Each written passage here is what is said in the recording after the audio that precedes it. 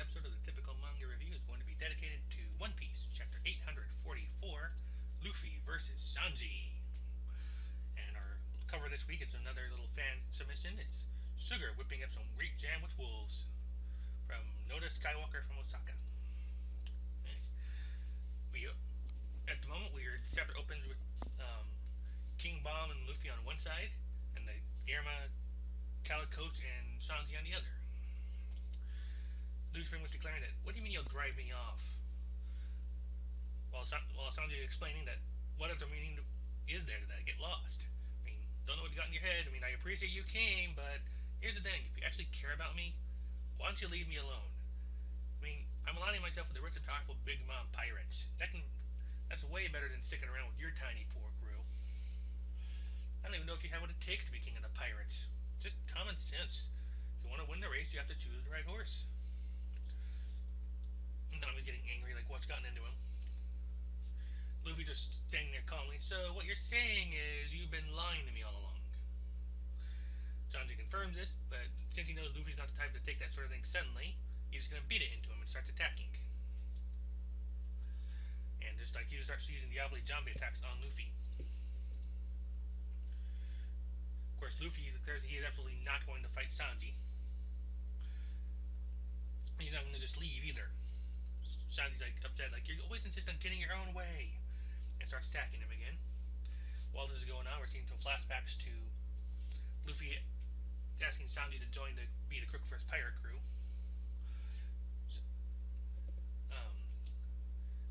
Nami's upset. He's like, "Sanji, stop! We're only here to bring you back. Luffy fought with an enemy officer. He's all through the night to get here. He's in bad condition." But Luffy tells her to stop, not to interfere, because this is a duel. Of course, this is a duel where Luffy's absolutely not fighting in any way. Not the first time he's done this. Sanji's attacking, telling Luffy, "Just get lost. Be gone from my sight." And Luffy, banged up, burning, huffing and puffing, simply says, "No." As this keeps going, Nami's trying to stop him, "All right, we'll leave." But Luffy's like, "I am not leaving." Until finally, Sanji throws a Diablo zombie concuss on top of his head. And as we kind of get a wide angle shot here, we see one of the hills is not very happy about this. It's just frowning at the scene. The rank and file German soldiers are "That's the Vinsmoke blood, that's for sure." Nami's response to all of this finishing off is just to slap Sanji in the face. Yanji's reaction to that is "That chick is brutal. Awesome." Nami walks off. "Goodbye. Sorry for overstepping our bounds." Judge seems satisfied that this connection has been severed, and as they're going, Luffy regains consciousness and screams out to Sanji, "What do you mean inferior pirates? You know you don't mean that. Stop lying. Do you really think you can drive me off like this? Don't be stupid. You can kick me all you want, but you're the one feeling the pain." Nami's not sure what's going on here. Why would he do this? What reason could he have to be quiet? Well, he says shut up. That just seems a little, I don't know. Reiju offers to turn the coach around, but Sanji says no. And he's actually at this point breaking down in tears, as he's listening to Luffy yelled out to him, "This voyage isn't over yet. I'll be waiting right here. And if you don't come back, then I'll just sit here and starve. I mean, you're the cook from my ship. I won't eat anyone's food but yours anymore." And between these last two lines, we see Sanji, the flashback of Sanji as a kid getting beaten for making food for rats. So, "I'll just stand here and starve, out in the rain and the snow, waiting for you to come back. Come back, Sanji. Without your help, I can't become the king of the pirates."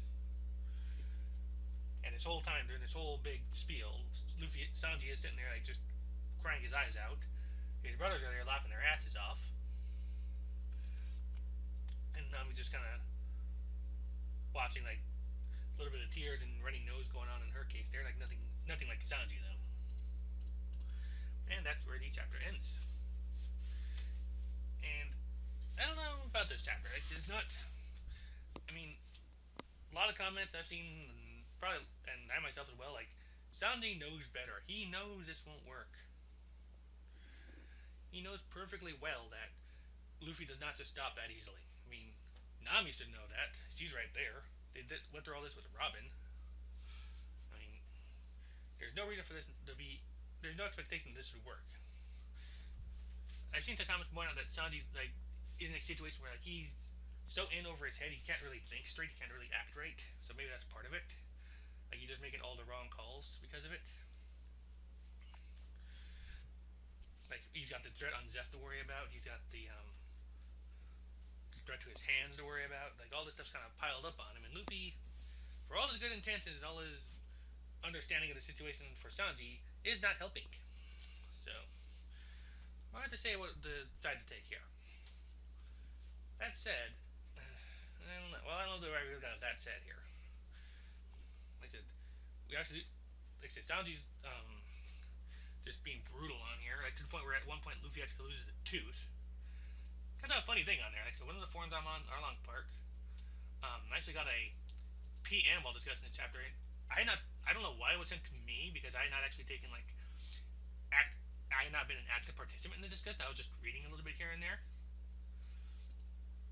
I mean, I'm not sure what it was, but like they asked me like, if, are Luffy's teeth made out of rubber as well? And if it's yes, then why did he lose a tooth in that chapter in that fight? I mean, again, don't know why it went to me for this, but my answer was simple. Yes, Luffy's tooth is presumably made of rubber because everything is in his body is made of rubber. It's the whole reason the gears work. His muscles, his bones, his blood vessels, his heart. All of those things are rubber. I mean, that's why those abilities work in the first place. But that said, even if his teeth are made of rubber, why couldn't they be knocked out? I mean, they're especially in the case of a hockey user like Sanji, because we know hockey users can at least injure devil fruit users despite their powers. It's not actually I'm not entirely clear how that works in this case. Like we know they can cause pain, so they can presumably cause injury, even if it is lessened by the powers themselves. So hockey does at least enable. That's why it's like the big equalizer in this whole thing. But yeah, I mean, like I said, just because Luffy's body is made of rubber doesn't mean he still can't be injured like anybody else. So it just means he's very, very resistant to certain types of injury. And even then, like I said, hockey equalizes that. It makes him vulnerable where he normally would not be. So I don't know. It's kind of an odd question there. I don't know why it got directed at me, but there you are.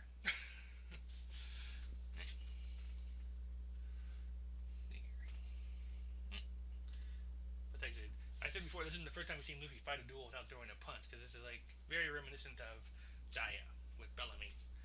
He just stood there and took it. At the time, it's because they weren't really like worth the trouble of dealing with. In this case, it was kind of, I presume it's to make the point that Sanji is not their enemy. Sanji's not an enemy. He's not going to fight him in that case. So that's my take on it. So we got the crowd shots of like the German double six guys, like just watching and being amazed at Sanji's prowess. Presumably they obviously don't know anything about the whole Vinsmoke, like how the brothers treat him or how the brothers see him, but I don't know. No, actually, little random off the cuff thought. We're seeing Sanji like they're impressed by his battle prowess because they saw him fight here, they saw him fight Judge, etc. I wonder if we're gonna get a nice to the waiter scenario on this, like where he's actually a decent person to them, so maybe their loyalty to him actually like overpowers something the conditioning. Even on a small scale, that could be devastating. Don't know how likely that is though. Less random thoughts, just a couple of little ideas I had before on this, like how things could like spanner it up further. Because like I said, I've thought of Nami as being the one who like gears up the works better than anybody else so far. Pudding. I like the idea of maybe like at the altar, like when they're having a ceremony, Pudding actually says "I don't" when she asks the "Do you take this man to be your husband?" question. Just to throw things out of whack as much as possible or defy her mother. Alternatively, if everything goes off and like they get Sanji to get away, all that stuff's going on, and Big Mom tries to pressure Judge into marrying Pudding to one of his other sons, Pudding flat out refuses on the basis that none of them are as good as Sanji. I would love that, just because with all the treatment they're getting on here, like that would be, and after whatever humiliation Luffy and them would inevitably cause, that'd be like a great little way of rubbing salt into the wound. It might even force Big Mom to act against Luffy directly sooner because now it's really personal because now he has to get Sanji particularly. Uh, I just can't help but feel there's going to be some critical moment where Pudding takes a side because right now she's still passive, so to speak. Like she's giving them advice, she's giving them leads, she's offered help, but was prevented from doing so. So I want to see her like act at some point on this. I saw one person also kind of throw on, based on my own thoughts, someone that kind of threw out the idea that maybe Pudding would refuse Sanji on the basis that um, she's not the man she fell in love with because of how he denied his friends and all that. So that was some options for Pudding to be kind of like the deciding vote here, so to speak. So, still no word on Pedro and Brooke, so that's or Jimbei for that matter. I legitimately have forgotten about him. So we're gonna have to see how that goes along here. Well, like I said, now that I noticed the fact that the hills have mouths, I can't help but start paying attention to them when I see them. Like that's why I mentioned that one where one mountain is frowning at the fight, the other one's actually smiling at it. And actually, hang on, little dot that just kicked me on here. Yep, there it is. Like the one on Luffy's side is frowning, and the one on Sanji's side is happy. Like they know where they stand.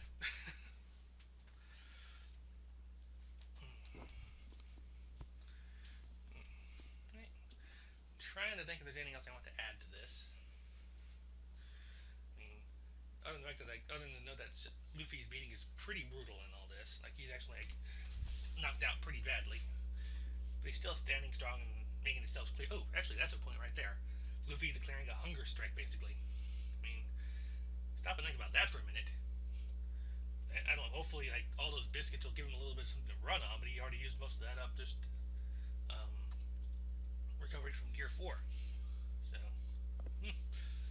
but still, like just the idea of Luffy declaring a hunger strike. I remember like plenty of comments like thinking things like, "Well, this just got real," or some variation of.